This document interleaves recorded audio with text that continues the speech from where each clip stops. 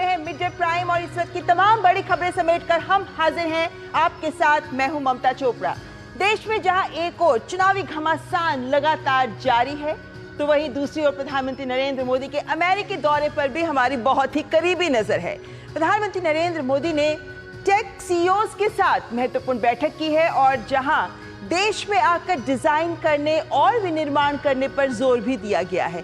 क्या कुछ निकल कर आया इस टेक सीईओज के साथ की गई राउंड टेबल बैठक से, बताएंगे आपको और करेंगे इस पर चर्चा भी। लेकिन आइए शुरुआत कर लेते हैं इस वक्त की हेडलाइंस के साथ। प्रधानमंत्री नरेंद्र मोदी आज संयुक्त राष्ट्र महासभा में समिट ऑफ द फ्यूचर को करेंगे संबोधित।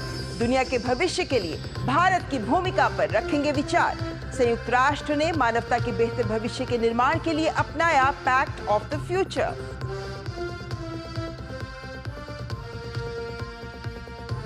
प्रधानमंत्री नरेंद्र मोदी ने कहा, भारत को लेकर दुनिया भर में उत्साह। टेक सीईओज की बैठक में अमेरिका की शीर्ष कंपनियों को दिया भारत में निवेश करने का आमंत्रण। टेक कंपनियों के सीईओज ने कहा, उभरते वैश्विक तकनीकी परिदृश्य में भारत बनेगा अहम भागीदार।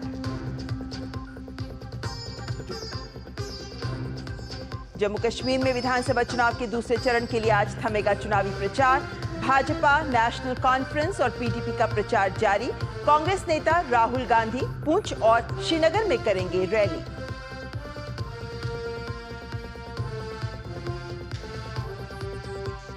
हरियाणा चुनाव के लिए प्रचार जोरों पर। वरिष्ठ भाजपा नेता अमित शाह आज टोहाना और जगाधरी में करेंगे जनसभा।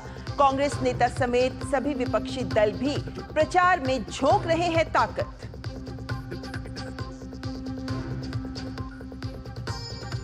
रक्षा मंत्री राजनाथ सिंह ने जयपुर में सैनिक स्कूल का किया औपचारिक उद्घाटन। समारोह को संबोधित करते हुए कहा, राष्ट्र सेवा के भाव को हम प्रबल करते हैं सैनिक स्कूल।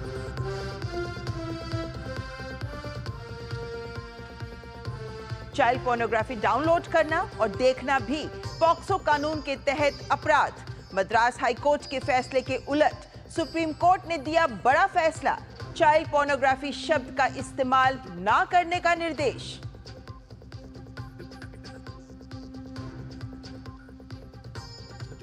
और एनपीपी के नेता अनुराकुमारा दिसानायके ने श्रीलंका के 9वें राष्ट्रपति पद की ली शपथ। सत्ता हस्तांतरण के तहत श्रीलंका के प्रधानमंत्री दिनेश गुणावर्धने ने दिया इस्तीफा।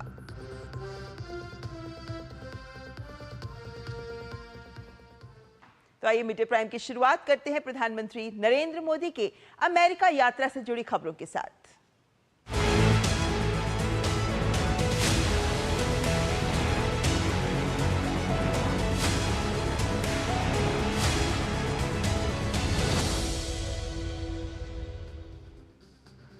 प्रधानमंत्री नरेंद्र मोदी की 3 दिन की यात्रा का तीसरा दिन अमेरिका में और आज न्यूयॉर्क में वे संयुक्त राष्ट्र महासभा के समिट ऑफ द फ्यूचर को संबोधित करेंगे। प्रधानमंत्री मोदी समिट में दुनिया के भविष्य के लिए भारत की भूमिका पर अपने विचार रखेंगे। साथ ही वे दुनिया के खतरों पर भारत का भी पक्ष रखेंगे। इस बीच संयुक्त राष्ट्र ने मानवता के बेहतर भविष्य के निर्माण के लिए पैक्ट ऑफ द फ्यूचर को अपनाया है। संयुक्त राष्ट्र महासभा के अध्यक्ष फिलेमोन यांग ने पैक्ट ऑफ द फ्यूचर को अपनाए जाने को बेहतर वर्तमान और भविष्य की सुरक्षा के लिए एक ऐतिहासिक अवसर बताया। समझौते में अंतरराष्ट्रीय शांति और सुरक्षा को बढ़ावा देने, सतत विकास लक्ष्यों के कार्यान्वयन को बढ़ावा देने, न्याय संगत और समावेशी समाज को बढ़ावा देने पर जोर दिया गया है। साथ ही तकनीक के सदैव मानव जाति के सामान्य हित में काम करने के सदस्य देशों की सामूहिक इच्छा भी इस पैक्ट में जताई गई है। प्रधानमंत्री नरेंद्र मोदी की अमेरिका यात्रा के तीसरे दिन का सबसे बड़ा फोकस प्रधानमंत्री का यूनाइटेड नेशंस में समिट ऑफ द फ्यूचर ही है। कितना महत्वपूर्ण है ये संबोधन और ये सम्मेलन किन मायनों में खास है, बता रहे हैं न्यूयॉर्क से हमारे संवाददाता निखिल सिंह। सोमवार को प्रधानमंत्री नरेंद्र मोदी यूनाइटेड नेशंस में समिट ऑफ द फ्यूचर को संबोधित करेंगे। जाहिर तौर पर दुनिया उत्सुक होगी ये जानने के लिए कि भविष्य की समस्याओं के लिए भारत के प्रधानमंत्री आखिर क्या समाधान सुझाते हैं। भारत के अगर रुख की बात करें, भारत की प्राथमिकताओं की बात करें, तो इस समिट में भारत साउथ साउथ कोऑपरेशन से लेकर सतत विकास, और उससे जुड़े हुए लक्ष्यों को समयबद्ध तरीके से प्राप्त करने के लिए किए जा रहे प्रयासों पर जोर देगा। जब दुनिया भर के तमाम देशों के शीर्ष नेता इस समिट में एकत्रित होंगे तो चिंतन, मंथन, मनन इस बात पर होगा कि आखिर कौन सी रणनीति वर्तमान में अपनाई जाए ताकि दुनिया का भविष्य बेहतर बन सके। इस समिट में एक outcome document pact for the future भी अपनाया जाएगा। कैमरामैन संजय जैना के साथ Nikhil Singh, DD news, United Nations, न्यूयॉर्क। और प्रधानमंत्री नरेंद्र मोदी ने न्यूयॉर्क में टेक सीईओज की गोल मेज बैठक में भी हिस्सा लिया और प्रधानमंत्री ने आर्टिफिशियल इंटेलिजेंस, क्वांटम कंप्यूटिंग से जुड़ी शीर्ष कंपनियों के प्रमुखों के साथ बैठक की। बैठक में एआई, सेमीकंडक्टर जैसे अहम मुद्दों पर चर्चा हुई। प्रधानमंत्री नरेंद्र मोदी ने भारत में निवेश की संभावनाओं और तकनीक, डिजाइन इन इंडिया को लेकर सभी को आमंत्रित भी किया। सीईओज के साथ इस राउंड टेबल मीटिंग को संबोधित करते हुए प्रधानमंत्री ने डेटा प्रोटेक्शन लॉ की अहमियत को भी रेखांकित किया। हमने जो नया डेटा प्रोटेक्शन लॉ बनाया है उससे भी आप जैसे साथियों को महत्व है। अब डेटा प्रोटेक्शन लॉ का तो महत्व ही है। अब मैं डेटा पॉलिसी को लेकर के भी आ रहा हूं और मैं गवर्नेंस के मॉडल में डेटा गवर्नेंस पर भी बल दे रहा हूं। मैं गवर्नेंस में एक साइमल्टेनियस पिलर खड़ा करना चाहता हूं जो गवर्नेंस के ट्रेडिशनल मॉडल है उसके साथ साथ एक गवर्नेंस का, डेटा गवर्नेंस का मॉडल, ये दोनों साइमल्टेनियस कैसे काम करे, क्योंकि बदलती हुई दुनिया में ये बहुत बड़ा रोल प्ले करने वाला है और हम उस दिशा में आगे बढ़ने का प्रयास कर रहे हैं। प्रधानमंत्री ने कहा कि 21वीं सदी टेक्नोलॉजी ड्रिवन है, लेकिन तकनीक का लोकतंत्र से समन्वय बहुत महत्वपूर्ण होता है। तकनीक अगर लोकतंत्र के बिना है तो वो संकट का कारण बन सकती है। 21वीं सदी टेक्नोलॉजी ड्रिवन है। शायद ही जीवन का कोई क्षेत्र ऐसा होगा कि जिसको अब टेक्नोलॉजी ड्राइव न करती हो। किसी समय टेक्नोलॉजी का प्रभाव था, अब मैं देखता हूं टेक्नोलॉजी ड्राइव करने वाली है। लेकिन ऐसे समय में सिर्फ टेक्नोलॉजी या टेक्नोलॉजी प्लस डेमोक्रेसी, इसका एक संतुलन बहुत जरूरी है, क्योंकि डेमोक्रेटिक वैल्यूज और टेक्नोलॉजी का मिलना मानव कल्याण की गारंटी देता है, एक विश्वास पैदा करता है। और प्रधानमंत्री ने अपने संबोधन में ये बात भी कही कि भारत सेमीकंडक्टर के डिजाइन में 20% हिस्सेदारी रखता है। साथ ही भारत की नई मुहिम डिजाइन इन इंडिया की भी उन्होंने जानकारी साझा की। हमारा लक्ष्य 1-2 सालों में 85,000 technician, engineers and R&D experts, उनका हम निर्माण करना चाहते हैं। उस प्रकार का हम इकोसिस्टम बना करके रिक्वायरमेंट अनुकूल स्किलिंग, उस दिशा में हम बल देने का प्रयास कर रहे हैं। सेमीकंडक्टर डिजाइन में तो 20% हिस्सेदारी भारत की है और अब सरकार ने हर सेक्टर के लिए डिजाइन इन इंडिया की मुहिम शुरू की है और हाल में ही हमने हाई एंड रिसर्च को प्रमोट करने के लिए $12 बिलियन का रिसर्च फंड भी बनाया है, क्योंकि हम इनोवेशन पर विशेष बल देना चाहते हैं। भारत में मजबूत IPR फ्रेमवर्क, जो आपने उल्लेख किया IPR के संबंध में, और टेक्नोलॉजी और इनोवेशन को संरक्षित करने की दिशा में भी हमारा उतना ही बल है। साइंस और टेक्नोलॉजी के महत्व को रेखांकित करते हुए प्रधानमंत्री ने स्टेम एजुकेशन में भारतीय युवाओं की बढ़ती रुचि का भी जिक्र किया। साथ ही उन्होंने कहा कि युवाओं की ट्रेनिंग पर सरकार का सर्वाधिक बल है। भारत की औसत आयु 28 इयर्स है और बड़ी बात यह है कि हमारा यूथ स्टेम की पढ़ाई में काफी रुचि ले रहा है। इवन बेटियां भी स्टेम के एजुकेशन में हमारे यहाँ बेटियां भी लीड कर रही है। और मुझे तो याद है कि एक देश में मैं वहाँ के एक बहुत बड़े नेता मुझे पूछ रहा था कि क्या आपके यहाँ बच्चियाँ स्टेम के अंदर रुचि लेती है। जब मैंने उनको आंकड़ा बताया तो उनके लिए सरप्राइज था कि भारत की बेटियां भी उन सारे क्षेत्रों में काफ़ी कुछ कर रही हैं। यूथ का ट्रेनिंग एंड अपस्किलिंग, ये मैं मानता हूं कि बहुत ही फोकस रिक्वायर है, क्योंकि जिस प्रकार से टेक्नोलॉजी में अपग्रेडेशन होता ही चला जा रहा है और स्किलिंग में अगर हम अपग्रेडेशन नहीं करते हैं तो शायद हम रुक जाएंगे। तो मेरा बल उस दिशा में भी उतना ही ज़्यादा है। और इंडस्ट्री 4.0 के लिए इंडस्ट्री रेडी वर्कफोर्स, वो हम एडवांस में काम करने की दिशा में आगे बढ़ते हैं। आपका अनुभव और आपकी रिक्वायरमेंट, उसके आधार पर अगर कोई हमारे पास प्रोडक्ट मिलता है कि भाई ये हमें चाहिए, तो हम उसके आधार पर काम आगे बढ़ा सकते हैं और बहुत तेजी से इसको हम बढ़ा सकते हैं। प्रधानमंत्री ने बायो E3 तकनीक भी जारी की, इससे संबंधित जानकारी भी साझा की, क्योंकि केंद्र सरकार ने अभी हाल ही में बायो E3 पॉलिसी को भी सामने रखा है। उन्होंने कहा कि 2030 तक देश की बायो इकोनॉमी भी बढ़कर $300 बिलियन की होने की संभावना है। बायो मैन्युफैक्चरिंग को बूस्ट करने के लिए हम बायो E3 पॉलिसी लेकर आए हैं। बायो E3 यानी biotechnology for economy, employment and environment, इन तीनों चीज़ों को लेकर के मैंने बायो E3 पॉलिसी को बल दिया है। 2030 तक भारत की बायो इकोनॉमी बढ़कर $300 बिलियन की होने की हम संभावना देखते हैं।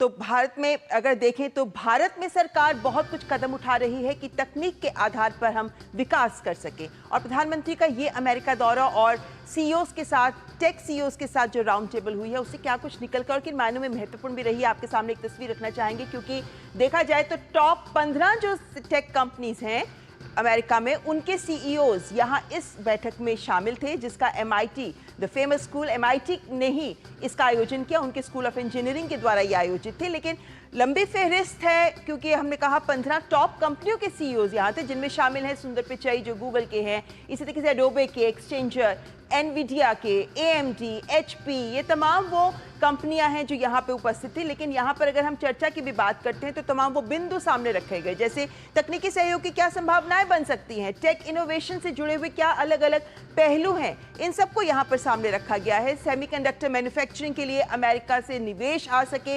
नीतिगत निर्णय भी सामने रखे गए, कैसे बायो E3 को लेकर जो भी हमने बात भी की है कि इसको लेकर भी सरकार ने नीतिगत पहल की है, जिसको भी आज प्रधानमंत्री ने जब टेक सीईओज के साथ बातचीत की थी दूसरे दिन अपने दौरे के, तो इस बात को भी सामने रखा। वैश्विक टेक्नोलॉजी हब बनने की दिशा में भारत में क्या कुछ पहल की गई है, क्या कुछ सरकार कर रही है, व्यवस्थाओं में क्या सरलताएं लाई गई हैं, वो तमाम मुद्दे भी सामने रखे। और बहुत महत्वपूर्ण बात है कि बौद्धिक संपदा की सुरक्षा के लिए भी इस बात पर भी सरकार कितनी गंभीरता से, प्रतिबद्धता से काम कर रही है, इस बात को भी सामने रखा गया है। क्योंकि जो टेक सीईओज यहाँ पर प्रधानमंत्री के साथ इस बैठक में शामिल थे, उसमें वही टेक्नोलॉजी से जुड़ी कंपनियों के ही सीईओज थे। अमेरिका, भारत और अमेरिका की बात करते हैं तो भारत अमेरिका रणनीतिक साझेदारी का एक बहुत महत्वपूर्ण पहलू है ICET, जिसमें प्रौद्योगिकी सहयोग, खासतौर पर इमर्जिंग टेक्नोलॉजीज को लेकर जो सहयोग है ICET उसको रेखांकित करता है। और प्रेसिडेंट जो बाइडेन के कार्यकाल में ही ICET की पहल को दोनों देशों के रिलेशंस के बीच में जोड़ा गया है।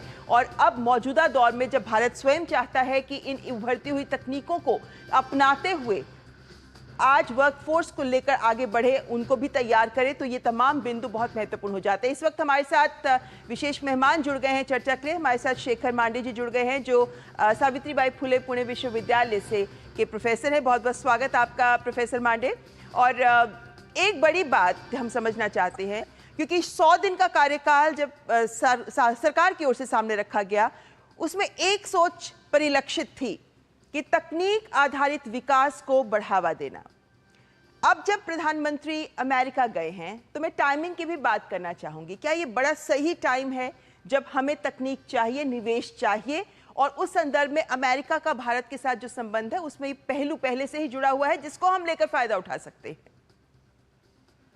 ये आपने जो बात कही कि तकनीक का हम लोग अपना कर आने वाले समय में भारत को किस तरह इसका फायदा हो, इसकी बात में सोचना बहुत जरूरी है। और जैसे कि हम लोग जानते हैं पूरे विश्व में कि विज्ञान और तकनीकी का सहारा लेकर ही हमारी प्रगति हो सकती है। और जो कि हम लोग अमृतकाल की बात कर रहे हैं, ये निस्संदेह है कि तकनीक को हमें जरूर अपनाना पड़ेगा।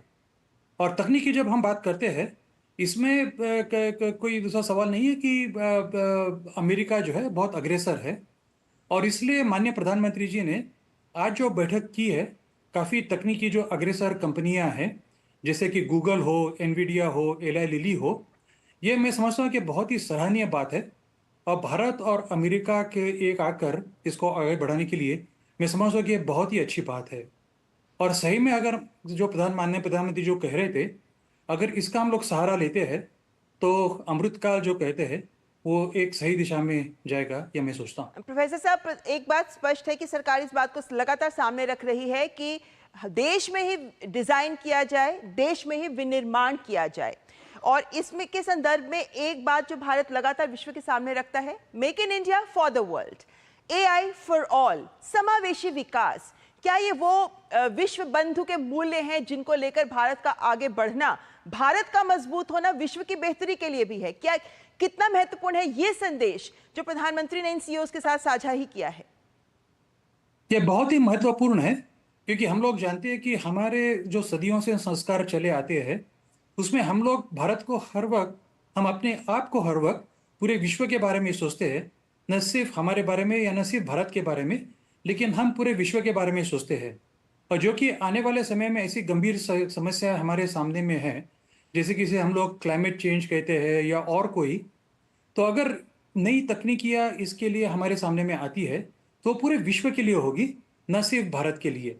तो इसलिए प्रधानमंत्री जी ने कहा, आज जो कहा कि सिर्फ मेक इन इंडिया है भारत के लिए नहीं, लेकिन वो पूरे विश्व को, पूरे मानव जात को सामने ले जाने में उसका फायदा होगा, ये मैं मानता हूँ। प्रोफेसर मांडे, सेमीकंडक्टर एक उदाहरण है जहां 3 साल पहले देश में कुछ नहीं था और 3 साल बाद हम चिप बनाने की दिशा में आगे बढ़ रहे हैं। माइक्रॉन ने अपने पायलट लैब में पहला चिप भी तैयार कर दिया है जिसको भेजा जा रहा है इत्यादि। ये सरकार की नीयत और नीति दोनों को रेखांकित करता है। कितना उत्साह दे सकता है ये इन टेक सीईओज को ताकि वो भारत में आए, भारत में निवेश करें और भारतीय संसाधनों का उपयोग करें? जैसे कि सरकार ने हाल ही में कुछ जो कदम उठाए हैं, जैसे कि सेमीकंडक्टर का आपने एक उदाहरण दिया, ऐसे ही कई उदाहरण हैं। जैसे कि क्वांटम पॉलिसी सरकार ने करीबन 1 साल पहले जारी की थी, और बायो E3 पॉलिसी जो हम लोगों ने माननीय प्रधानमंत्री से अभी सुनी, ये सब कदम जो है वो एक बहुत सही दिशा में है। और सभी सीईओज जो आपने जो सुना वहाँ पर, उनको ये संदेशा बहुत सीधे तरीके से जा रहा है कि भारत एक बहुत अग्रेसर बनने की कोशिश कर रहा है, और इसके लिए आप सब लोगों को भारत में आने की भी हम लोग दोनों हाथों से आपका स्वागत करते हैं। तो मैं समझता हूँ कि सभी जो सरकार ने कदम उठाए हैं, अलग अलग पॉलिसीज ली है, सेमीकंडक्टर के लिए एक नई PLS स्कीम जो बनाई थी हाल ही में, और वैसे क्वांटम मिशन हो या बायो E3 पॉलिसी हो, ये सब कदम एक सही दिशा में है। प्रोफेसर मांडे, इन टेक कंपनीज को भारत से क्या कुछ हासिल हो सकता है जिसके आधार पर हम आने वाले भविष्य में इन बहुत सी कंपनियों को, जो उनके सीईओज के द्वारा विचार भी प्रस्तुत किए गए, आते हुए भारत में देख सकते हैं? भारत का सबसे बड़ा पहलू तो ये है कि हमारी पॉपुलेशन जो है एक बहुत यंग पॉपुलेशन है, और ये यंग पॉपुलेशन जो है वो साइंस एंड टेक्नोलॉजी में इनकी शिक्षा बहुत अच्छी रही है। और प्लस इनोवेशन जो हम लोग चाहते हैं, वो भारत का इनोवेशन इंडेक्स लगातार बढ़ते जा रहा है। इसलिए एक बहुत बड़ी संख्या में जो पॉपुलेशन उपलब्ध है भारत में, जो इनोवेटिव हो और जिनका इस्तेमाल सभी कंपनियां कर सकती है, इसके लिए मेरे ख्याल से सबसे बड़ा अट्रैक्शन कंपनियों को ये रहेगा कि किस तरह युवा पॉपुलेशन भारत की जो है उनको यूज करके हम सभी का कल्याण और सोच सकते हैं। 2047 तक विकसित भारत के लक्ष्य को हासिल करना है हमें प्रोफेसर मांडे। ऐसे में जिस रफ्तार से सरकार कदम बढ़ा रही है, टेक्नोलॉजी हब भारत को बनाने के लिए क्या बड़ा चैलेंज आप देखते हैं जिसको काउंटर करना अभी जरूरी है? चैलेंज तो हरदम रहेगा, चुनौतियां तो लगातार समय के अनुसार आती रहेगी।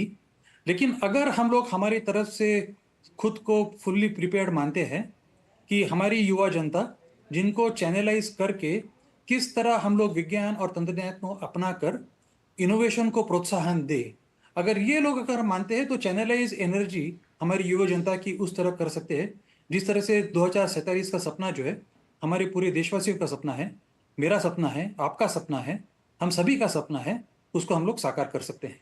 प्रोफेसर मांडे, आज एक बहुत बड़ी बात प्रधानमंत्री ने महत्वपूर्ण बात सामने रखी, वो डेटा को लेकर रखी थी। यानी डेटा पॉलिसी लेकर आ रही है सरकार और गवर्नेंस में भी डेटा के एक पिलर को जोड़ना चाहती है सरकार, और हम सब एक आम भाषा में इस बात को रखते हैं कि data is the next oil. इस संदर्भ में सरकार की ये गंभीर सोच क्या कितनी भविष्योन्मुखी आपको लगती है, और किन मायनों में इस तरीके से डेटा, जब बौद्धिक संपदा आईपीआर की भी बात की पीएम ने, ये पहलू भी इन टेक सीईओ कंपनीज के लिए कितने महत्वपूर्ण हो सकते हैं, क्योंकि सिक्योरिटी हर स्तर पर कंपनियां चाहती हैं जिसमें डेटा सिक्योरिटी भी शामिल है। तो डेटा तो एक बहुत महत्वपूर्ण अंग है हमारे पूरे विकास का, और इसलिए हम लोग चाहते हैं कि बड़ी बड़ी कंपनियां जो हैं वो भारत में आके डेटा सेंटर्स भी अपने भारत में बनाएं।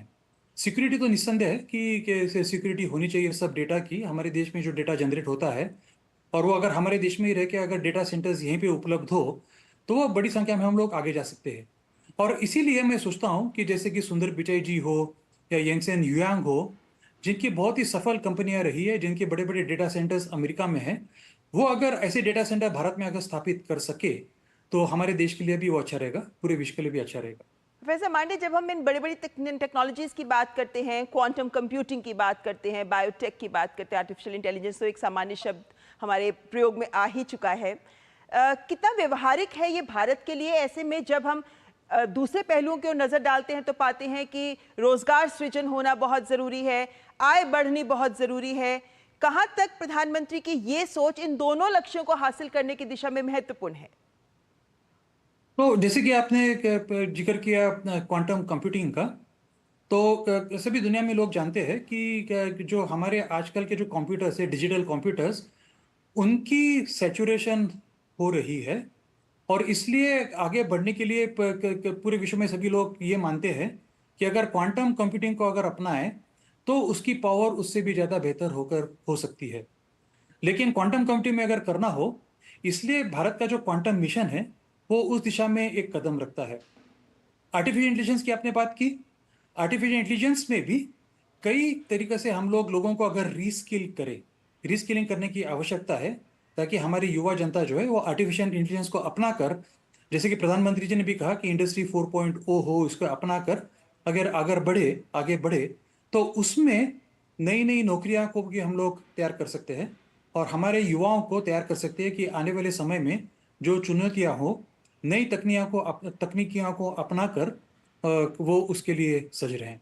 बिल्कुल, और ऐसे में ये भी कहा जाता है कि जो प्रत्यक्ष नौकरियां उत्पन्न होती हैं इन नई तकनीकों से जुड़ी हुई, उनके पीछे बहुत सी अप्रत्यक्ष नौकरियां भी जुड़ती हैं। तो रोजगार सृजन के लिए ही हमारे आज के युवाओं को रीस्किल और अपस्किल करना और प्रशिक्षण देने पर भी जोर है सरकार का। यानी अलग अलग मोर्चों पर काम हो रहा है बेहतर भविष्य की उम्मीद के साथ। फिलहाल बहुत बहुत शुक्रिया प्रोफेसर शेखर मांडे हमारे साथ जुड़ने के लिए। और आगे बढ़ने से पहले यहाँ एक ब्रेक के लिए रुकते हैं, ब्रेक के बाद हाजिर होंगे कुछ और खबरों के साथ।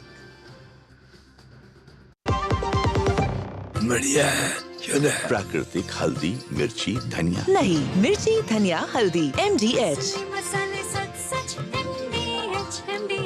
बात जब पीढ़ियों के लिए बनने वाले घर की हो तो जिम्मेदारी बड़ी हो जाती है। गैलेंट समझता है ये जिम्मेदारी। अब डबल M रिब्स के साथ गैलेंट एडवांस TMT रीबार, निर्माण का रियल हीरो। और ब्रेक के बाद अन्य खबरों में, रक्षा मंत्री राजनाथ सिंह ने आज राजस्थान के जयपुर में सैनिक स्कूल का औपचारिक उद्घाटन किया।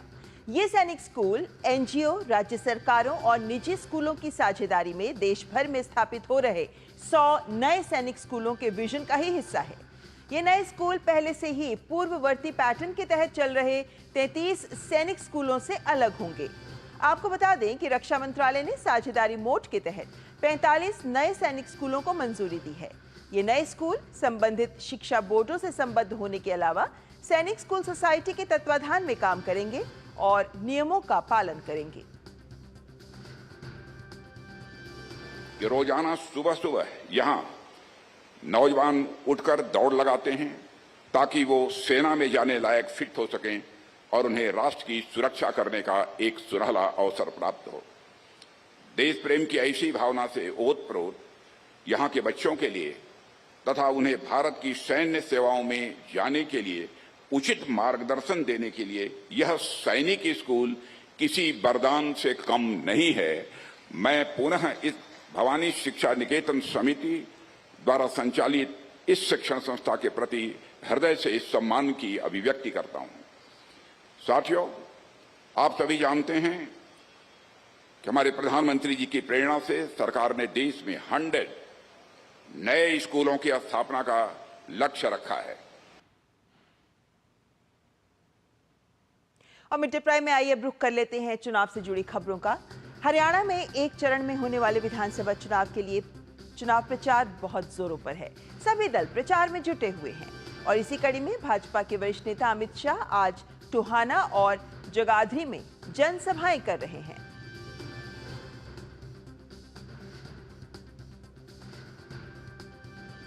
चुनाव प्रचार के साथ साथ चुनावी बयानबाजी, राजनीतिक बयानबाजी भी जोरों पर है। भाजपा नेता शहजाद पूनावाला ने कांग्रेस पार्टी पर गंभीर आरोप लगाए हैं। उन्होंने कहा कि कांग्रेस पार्टी के अंदर से कुमारी शैलजा के नेतृत्व को लेकर जो टिप्पणी आई है वो कांग्रेस पार्टी की मानसिकता को दर्शाता है।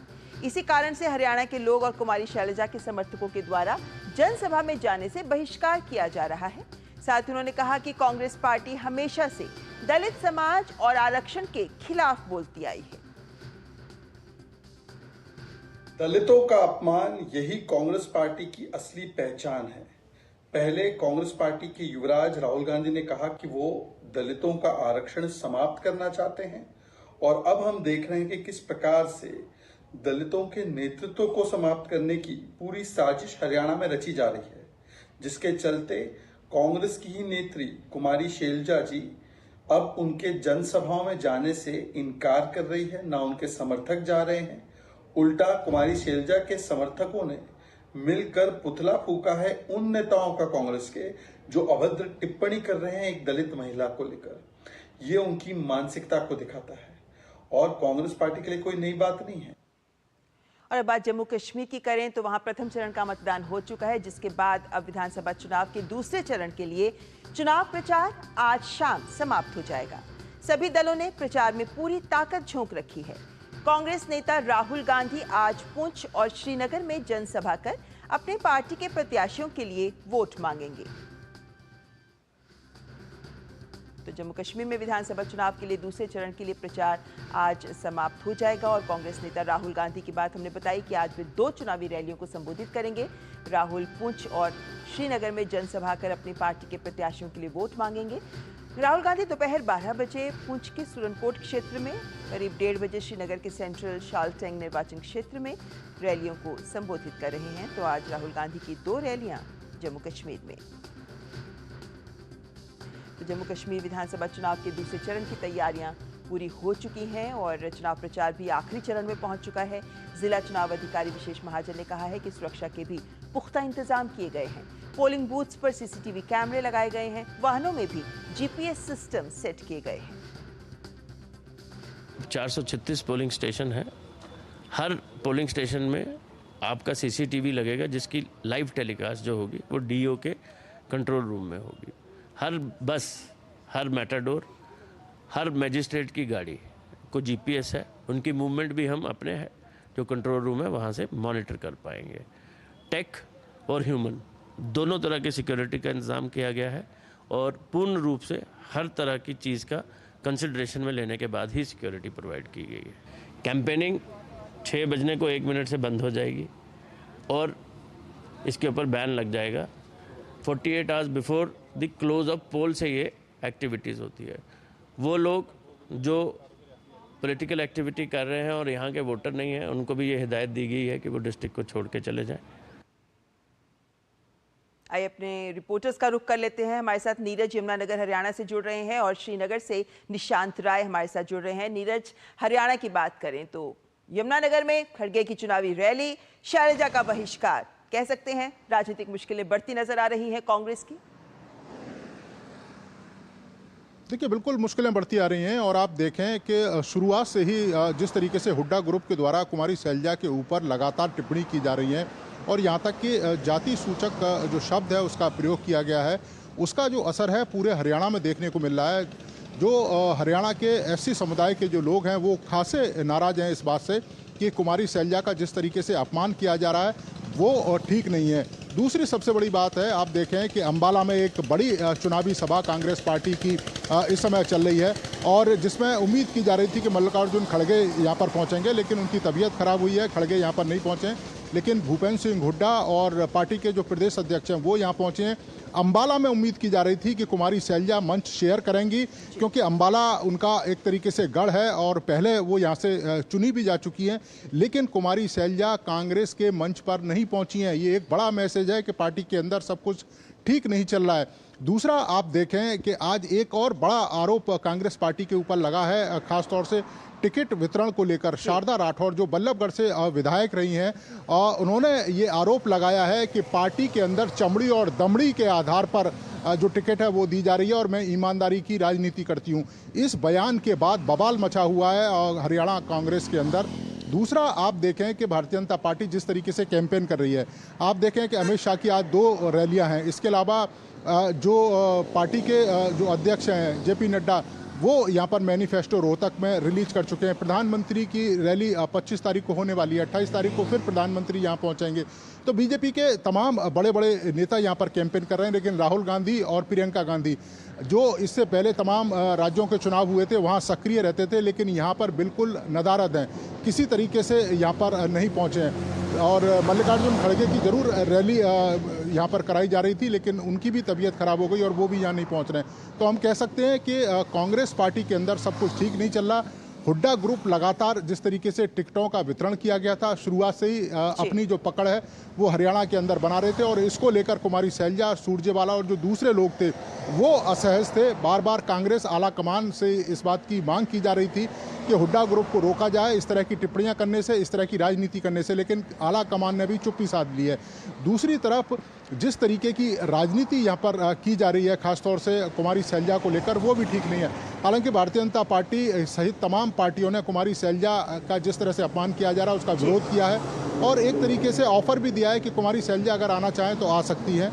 दूसरा, भारतीय जनता पार्टी लगातार और बड़ी चुनावी सभाएं यहाँ पर कर रही है ताकि तीसरी बार वो सरकार बना सके। लगातार इस तरह के आरोप कांग्रेस पार्टी के ऊपर लग रहे हैं कि अगर कांग्रेस की सरकार बनती है तो फर्जी खर्ची वाला जो सिस्टम है फिर जिस तरीके से लोकसभा में बेहतर प्रदर्शन रहा है कांग्रेस का, 5 सीटें उन्होंने जीती, उसके बाद ये उम्मीद की जा रही थी कि विधानसभा चुनावों के लिए कांग्रेस और जोश में काम करेगी, आगे आएगी, लेकिन आंतरिक कलह के चलते तस्वीर सबके सामने है। फिलहाल सीधे रुख कर लेते हैं श्रीनगर का, जहां से निशांत राय भी हमारे साथ जुड़े हैं। निशांत, दूसरे चरण के मतदान के लिए तैयारियां कहा जा रहा है पूरी हैं। पहले चरण में बहुत बेहतर मत प्रतिशत सामने आया, किश्तवाड़ जैसी जगह से तो 80% से अधिक मतदान देखा गया था। ऐसे में इस बार लोगों के बीच भी कितना उत्साह नजर आ रहा है दूसरे चरण के मतदान को लेकर? क्या रिकॉर्ड टूटेगा पहले चरण का?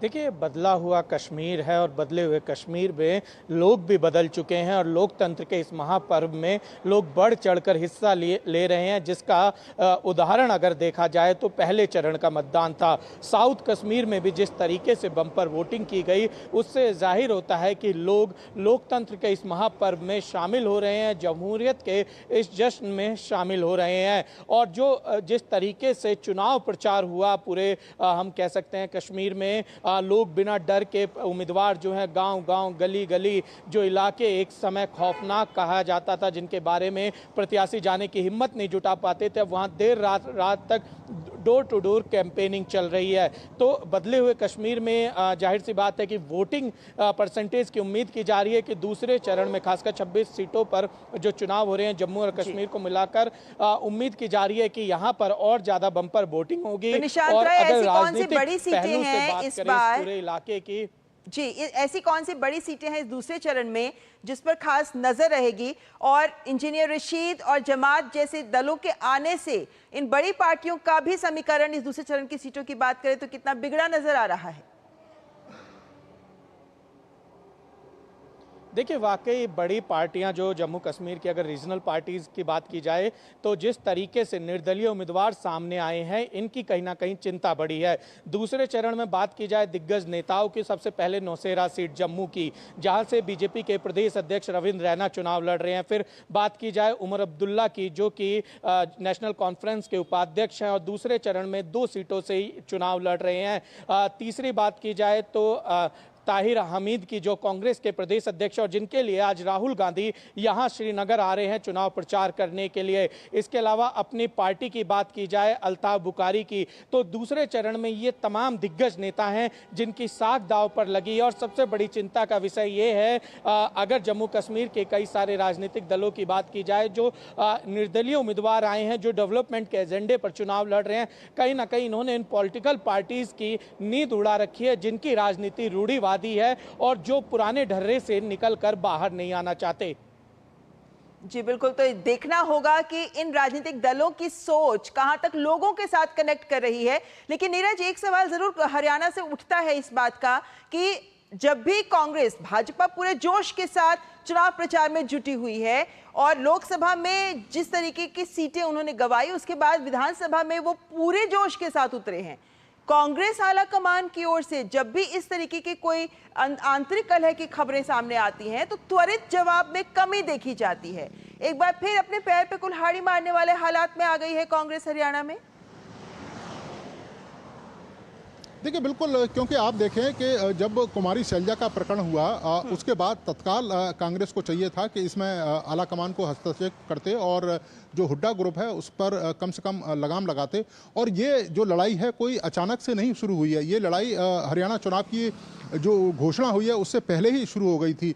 हुड्डा ग्रुप के द्वारा हरियाणा मांगे हिसाब करके एक कैंपेन चलाया गया था। उसके एवज में कुमारी शैलजा के द्वारा कांग्रेस संदेश यात्रा जब शुरू की तो उसमें हुड्डा और पार्टी के जो प्रदेश अध्यक्ष हैं उनका चेहरा उस पोस्टर में नहीं था। उसके बाद यहाँ बवाल मचा और आला कमान को, कुमारी शैलजा को ये कहना पड़ा कि वो अपना पोस्टर या तो दोबारा से रिलीज करें या फिर पोस्टर को हटा लें। उसके बाद जब टिकट वितरण हुए उस समय कुमारी शैलजा चाहती थी 30 से 40 सीटें उनके गुट को दी जाए, लेकिन हुड्डा ग्रुप एकदम हावी रहा और 90 में से 78 जो सीटें हैं वो हुड्डा ग्रुप प्राप्त कर ले जाता है। सबसे बड़ी जो लड़ाई थी वो नालौल सीट से हुई थी, जहां पर अजय चौधरी को कुमारी शैलजा टिकट दिलवाना चाहती थी, लेकिन हुड्डा ग्रुप अड़ गया और उनकी टिकट काटकर जस्सी को टिकट दी गई और उसी के नामांकन में कुमारी शैलजा के ऊपर अभद्र टिप्पणी की गई। उसके बाद पूरा का पूरा जो मामला है वो हरियाणा में गर्मा गया और अभी तक आप देखें किसी भी बड़े नेता के द्वारा कोई वक्तव्य नहीं दिया गया। यहाँ तक कि राहुल गांधी, प्रियंका गांधी, मल्लिकार्जुन खड़गे, उनकी तरफ से कोई बयान है वो नहीं आया और ना ही यहाँ डैमेज कंट्रोल करने की जो कोशिश है आला कमान के द्वारा की गई, तो इसका खामियाजा उठाना पड़ सकता है। शुरुआत में जरूर कांग्रेस पार्टी एक अच्छी बढ़त के साथ यहाँ पर दिखाई दे रही थी, लेकिन जैसे जैसे चुनाव आगे बढ़ रहा है अंदरूनी कलह निकलकर सामने आ रही है। तमाम पार्टी के जो लोग हैं वो सार्वजनिक मंच पर एक दूसरे के खिलाफ टिप्पणी कर रहे हैं। आप देखें कि माहौल जिस वक्त गरमाया हो उस वक्त इस तरह की कलह काफी नुकसान पार्टी को दे सकती है। फिलहाल बहुत बहुत शुक्रिया निशांत और नीरज, आप दोनों का हरियाणा और जम्मू कश्मीर से हमारे साथ जुड़ने के लिए। अगली खबर का रुख कर लेते हैं। दिल्ली में आम आदमी पार्टी की नई सरकार का आतिशी मालेना के नेतृत्व में गठन तो हो गया, लेकिन मुख्यमंत्री की कुर्सी के बगल में बराबर से रखी खाली कुर्सी सुर्खियों में आ गई है। आतिशी ने मुख्यमंत्री की कुर्सी के बगल में एक और कुर्सी को सजा कर रखा है, जिसे लेकर विपक्ष आक्रामक है। भाजपा का आरोप है कि वे तो डमी मुख्यमंत्री हैं, उनके बगल वाली कुर्सी अरविंद केजरीवाल की है और वो ही असली मुख्यमंत्री हैं। तो आज नया मनमोहन सिंह मिला है, उसके लिए दिल्ली वासियों को शुभकामनाएं। मनमोहन सिंह इसलिए क्योंकि असली पावर ऑफ मुख्यमंत्री तो केजरीवाल जी के पास ही रहेगा, वो डिफैक्टो सीएम रहेंगे। आतिशी जी को डीजोर सीएम बनाया है। खड़ाऊ सीएम अगर सौरभ भारद्वाज और सोमनाथ भारती की भाषा बोले तो ये मेरे शब्द नहीं है। तो आज क्योंकि सीएम के रूप में डायरेक्टली फंक्शन नहीं कर पा रहे थे केजरीवाल जी, क्योंकि कोर्ट ने ऐसे बेल के कंडीशन डाले थे। तो अब एक मनमोहन सिंह टाइप, या कह सकते हैं कि ओपीएस टाइप व्यवस्था यहां पर लागू कर दी गई है। इसके लिए दिल्ली वासियों को शुभकामनाएं। परंतु हमें भी पता है कि किस प्रकार से चाल और चरित्र नहीं बदला है। और भारतीय जनता पार्टी के आईटी सेल के राष्ट्रीय संयोजक अमित मालवीय ने भी आम आदमी पार्टी पर निशाना साधा। उन्होंने इसे आम आदमी पार्टी का ड्रामा करार देते हुए बाबा साहेब के बनाए संविधान का मुखौल बनाना बताया। उन्होंने सोशल मीडिया साइट एक्स पर लिखा, दिल्ली में ये ड्रामा बंद होना चाहिए। आज आतिशी मार्लेना ने अपने मुख्यमंत्री की कुर्सी के बगल में एक खाली कुर्सी रखकर पदभार संभाला। यानी आतिशी दिल्ली सरकार के मनमोहन सिंह हैं। वे असली मुख्यमंत्री अरविंद केजरीवाल, जिसे सुप्रीम कोर्ट ने फाइल साइन करना तो दूर, दिल्ली सचिवालय जाने से भी रोक दिया है। ये बाबा साहेब के बनाए संविधान का मुखौल है।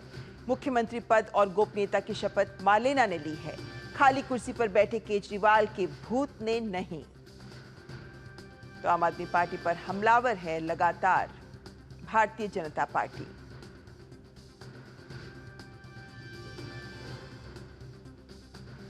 भारत निर्वाचन आयोग की टीम आज से झारखंड के 2 दिन के दौरे पर है और टीम में मुख्य चुनाव आयुक्त राजीव कुमार, निर्वाचन आयुक्त ज्ञानेश कुमार और सुखबीर सिंह संधू शामिल हैं। विधानसभा चुनावों की घोषणा से पहले चुनाव आयोग राज्य में चुनाव की तैयारियों की समीक्षा कर रहा है। आयोग की टीम आज मान्यता प्राप्त राजनीतिक दलों के प्रतिनिधियों, एनफोर्समेंट एजेंसीज और मुख्य निर्वाचन पदाधिकारी और नोडल पुलिस अधिकारी के साथ बैठक करने के बाद कल सभी जिलों के उपायुक्तों तथा पुलिस अधीक्षकों के साथ भी बैठक करेंगे। आयोग की टीम चुनावी तैयारियों की इन सबसे जानकारी ले रही है। और देश के मुख्य चुनाव आयुक्त से बातचीत करने के बाद भारतीय जनता पार्टी के प्रदेश उपाध्यक्ष राकेश प्रसाद ने बताया कि उन्होंने मुख्य रूप से बांग्लादेशी घुसपैठियों का मुद्दा उठाया और संथाल परगना के सीमावर्ती इलाकों के आधार कार्ड की जांच करने की भी मांग की। हमारा स्ट्रॉन्ग सुझाव था, इस राज्य में बांग्लादेशी घुसपैठी है और बांग्लादेशी घुसपैठी है तो इनका एक सोल्यूशन निकालना चाहिए, निराकरण करना चाहिए। तो मतदाताओं का नीचे कर लीजिए तो वो तो बन जाता है, और जो आधार कार्ड जो मूल है उसको जांच का विषय है कि फर्जी आधार कार्ड के आधार पर मतदाता जो बनते हैं उसका जांच किया जाए और आधार कार्ड को कोई नोट किया जाए कि वो फर्जी है तो पकड़ा जाए। और वहीं कांग्रेस पार्टी के विनय प्रकाश दीपू ने मुख्य निर्वाचन आयोग के समक्ष पार्टी की बात रखने के बाद बताया कि उन्होंने मुख्य निर्वाचन आयोग से छठ और बिरसा जयंती को ध्यान में रखते हुए चुनाव की तिथि निर्धारित करने की मांग की है। साथ ही राज्य में फेयर एंड फ्री इलेक्शन की भी डिमांड की है। एक डेट पर इलेक्शन हो, 15 नवंबर और छठ के बाद इलेक्शन हो। हमारे भगवान बिरसा मुंडा जी का जयंती है, हमारा पर्व सब है, पूरा दुर्गा पूजा, दिवाली और छठ है, उसको देखते हुए उन सब के बाद में इलेक्शन हो और यहाँ पर फेयर इलेक्शन हो। सुप्रीम कोर्ट ने चाइल्ड पोर्नोग्राफी को लेकर बड़ा फैसला दिया है। शीर्ष कोर्ट ने चाइल्ड पोर्नोग्राफी को डाउनलोड करना और देखना पॉक्सो कानून के तहत अपराध के दायरे में माना है। सुप्रीम कोर्ट ने मद्रास हाई कोर्ट के उस फैसले को रद्द कर दिया है जिसमें कहा गया था कि चाइल्ड पॉर्न को डाउनलोड करना या देखना पॉक्सो और आईटी कानून के तहत अपराध नहीं है। कोर्ट ने मामले को फिर से सुनवाई के लिए सत्र न्यायालय भेज दिया है। साथ ही सुप्रीम कोर्ट ने पॉक्सो कानून के तहत अपराध की परिभाषा और व्यापक करने के भी निर्देश दिए हैं। कोर्ट ने संसद को चाइल्ड पोर्नोग्राफी शब्द को बाल यौन शोषण और दुर्व्यवहार सामग्री से बदलने के सुझाव दिए हैं। साथ ही सुप्रीम कोर्ट ने सभी अदालतों को चाइल्ड पोर्नोग्राफी शब्द का इस्तेमाल न करने के भी निर्देश दिए हैं।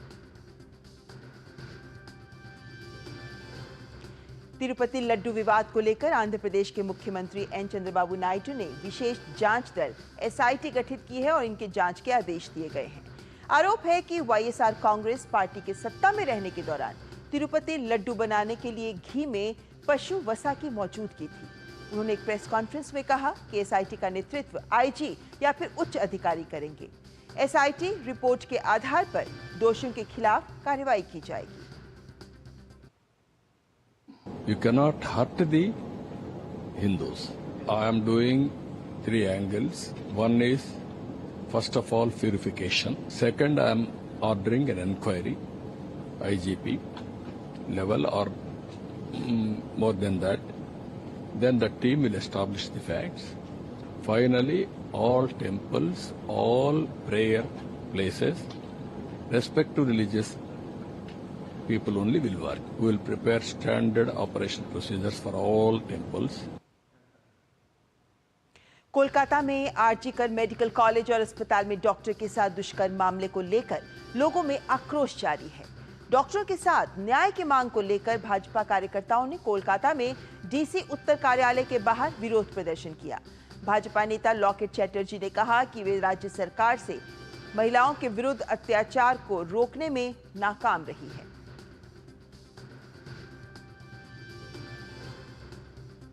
दूसरा पार्टी को कार्यक्रम करने देते हैं, लेकिन बीजेपी को क्यों नहीं? हम तो अच्छे से शांतिपूर्ण से हम लोग कार्यक्रम करने के लिए जाने के लिए तैयार है। अब कितना लोग है, वो भी कितना लोग है। अगर ये रोक पाएंगे कि पश्चिम बंगाल में जितना महिला के ऊपर अत्याचार हो रहा है, वो क्या रोक पाएंगे? क्या नहीं रोक पाएंगे, तो हम लोगों को रोक से क्या फायदा हो रहा है? और अब खेल जगत की खबरों का रुख कर लेते हैं और खेल खबरों को लेकर हमारे साथ हैं गौरव। तो गौरव, सबसे बड़ी खबर तो भाई शतरंज से ही आ रही है। इतिहास रच दिया है हमारे युवा खिलाड़ियों ने।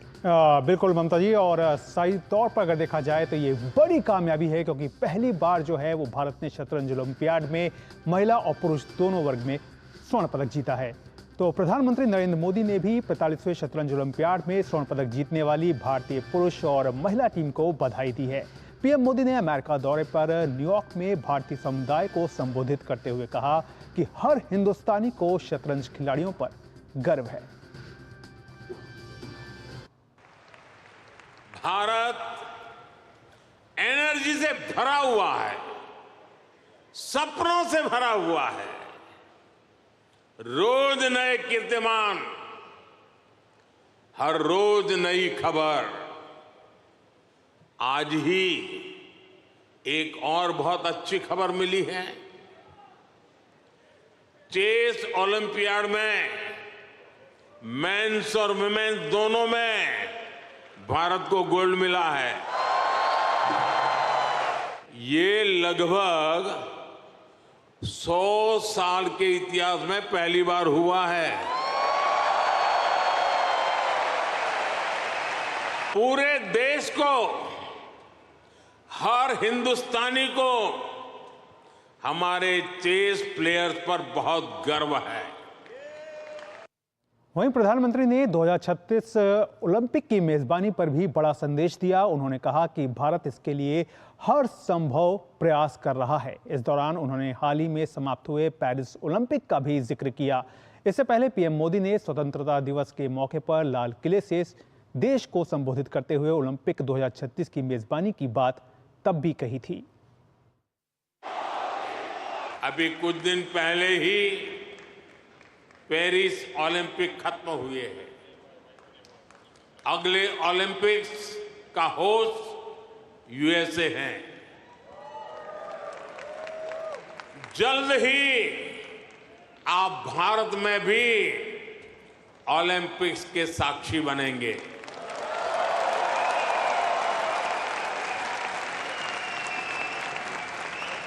हम 2036 के ओलंपिक्स की मेजबानी के लिए हर संभव प्रयास कर रहे हैं।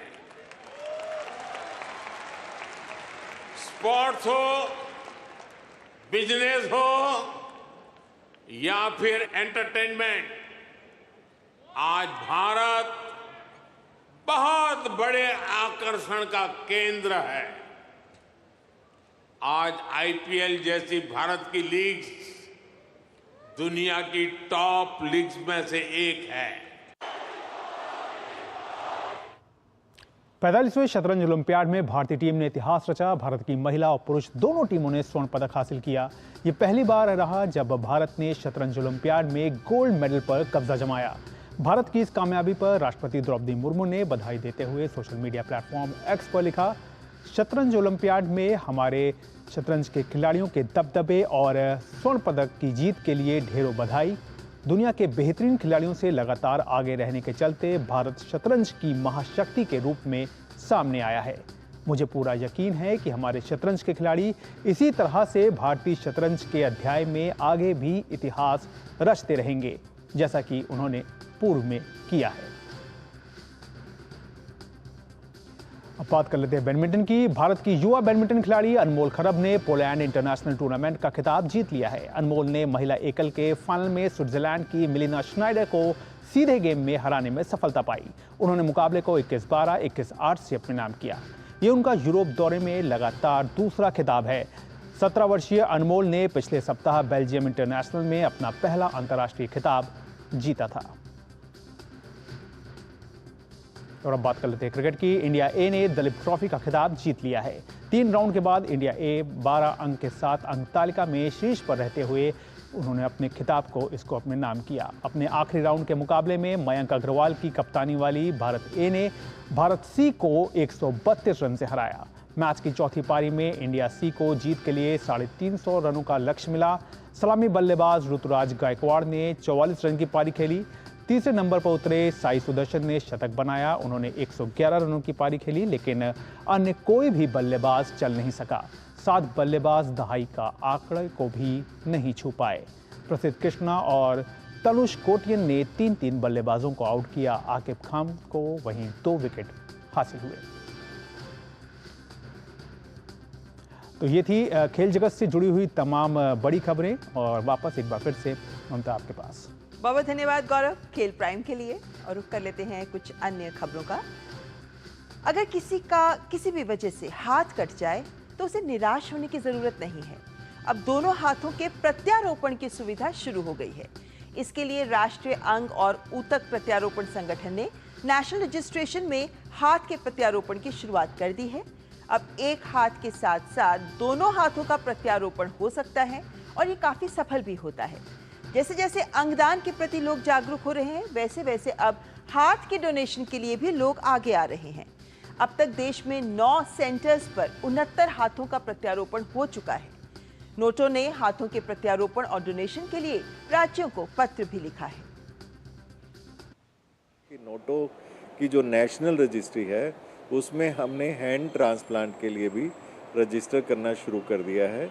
जिन लोगों को भी मतलब जिनके हाथ कट जाते हैं किसी एक्सीडेंट की वजह से या किसी भी वजह से हैंड्स नहीं हैं, तो बाईलेटरल दोनों साइड के हैंड भी ट्रांसप्लांट हो सकते हैं, और किसी का अगर एक हाथ कटा हुआ है तो एक हाथ भी ट्रांसप्लांट हो सकता है। तो ट्रांसप्लांट के बाद वो हाथ जो हैं बहुत अच्छे से काम करते हैं, और ऐसा देखा गया बहुत सक्सेसफुली काम कर रहे हैं। तो हैंड डोनेशन, क्योंकि अब अवेयरनेस बढ़ रही है, तो पूरे देश में हैंड डोनेशन भी हो रहे हैं, और हैंड ट्रांसप्लांट के मरीज़ों का भी अब हमने रजिस्ट्रेशन शुरू कर दिया है, ताकि जिनको भी हैंड्स की ज़रूरत है वो उनका हमारी रजिस्ट्री में नाम दर्ज हो सके। और जब डोनेशन होता है तो उनको एक ट्रांसपेरेंट तरीके से वेटिंग लिस्ट के हिसाब से उनको हम हैंड ट्रांसप्लांट उनका कर पाएँ। दुनिया की सबसे बड़ी स्वास्थ्य बीमा योजना है आयुष्मान भारत योजना, जिसके 6 साल पूरे हो गए हैं। केंद्रीय गृह मंत्री अमित शाह ने आयुष्मान भारत योजना को देशवासियों के लिए वरदान बताया। उन्होंने सोशल मीडिया साइट एक्स पर लिखा, आयुष्मान भारत योजना आज देशवासियों के स्वास्थ्य हेतु वरदान सिद्ध हो रही है। मोदी जी द्वारा जनता के आरोग्य की चिंता करते हुए 6 वर्ष पूर्व शुरू की गई विश्व की सबसे बड़ी इस स्वास्थ्य योजना ने गरीबों को स्वास्थ्य संबंधी आर्थिक बोझ से मुक्त किया है। हाल ही में इसे और विस्तार देते हुए 70 वर्ष से अधिक आयु के प्रत्येक वृद्ध नागरिक को इसके तहत 5 लाख तक का मुफ्त इलाज उपलब्ध कराया जाएगा। ये योजना आगे भी देशवासियों के स्वास्थ्य के लिए समग्र समाधान देती रहेगी।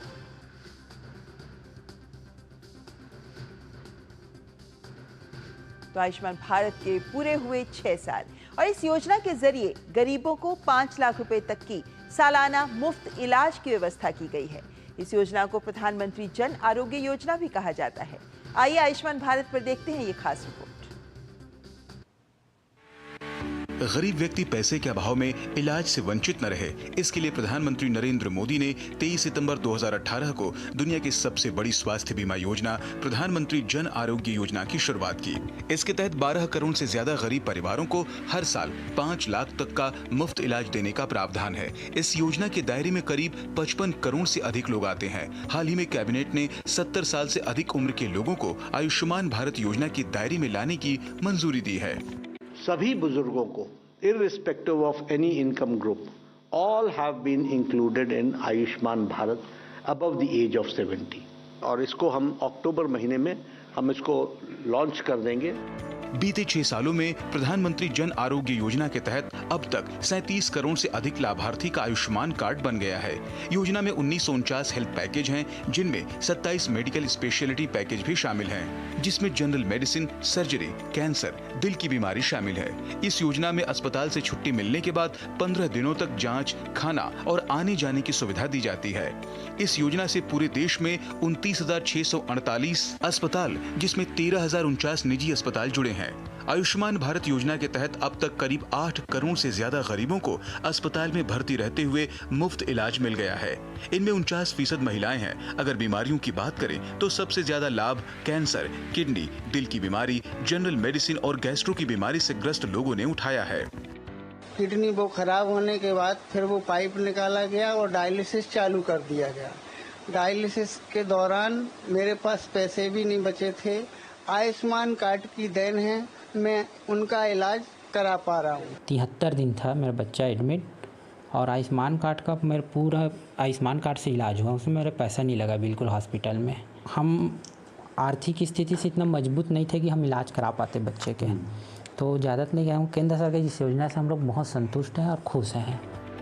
इस योजना का सबसे बड़ा फायदा इसकी पोर्टेबिलिटी है। इसका मतलब है कि अगर किसी राज्य में आपका कार्ड बना है तो आप दूसरे राज्य में भी पैनल वाले अस्पताल में इलाज करा सकते हैं। अंतर्राज्यीय पोर्टेबिलिटी की वजह से करीब 12 लाख लोगों को इलाज का लाभ मिला और करीब 3100 करोड़ रुपए सरकार ने खर्च किए। आयुष्मान भारत स्कीम 33 राज्यों और केंद्र शासित राज्यों में लागू है। अभी दिल्ली, पश्चिम बंगाल और ओडिशा में ये स्कीम लागू नहीं है। यह योजना पूरी तरह से कैशलेस है। आयुष्मान भारत योजना 23 राज्यों में ट्रस्ट मॉडल, 7 राज्यों में इंश्योरेंस मॉडल और 3 राज्यों में हाइब्रिड मॉडल में लागू है। Nitendra Singh, DD news, Delhi. और इसी के साथ मीडिया प्राइम में आज बस इतना ही। हमारी पूरी टीम को दीजिए इजाजत। नमस्कार।